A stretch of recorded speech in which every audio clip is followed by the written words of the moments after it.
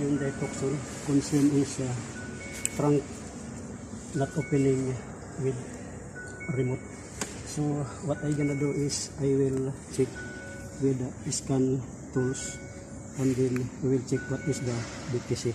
So I gonna put the dongle in the OBD port, that one. So as you can see, the light is coming.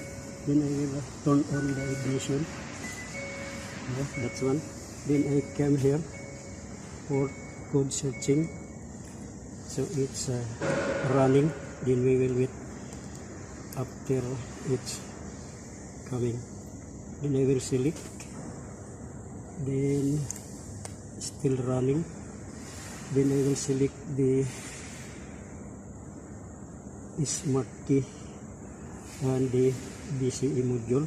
Then OK. Then it's running. So we will wait. Then we can see what is the diagnostic trouble code. So now it's reading. Now there are, since I select the engine and BCM and the smart key, so it's still running.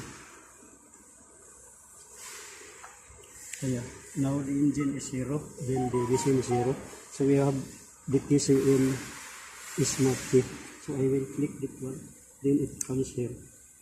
So rear bumper antenna is active failure. So that is the diagnostic trouble code. Okay.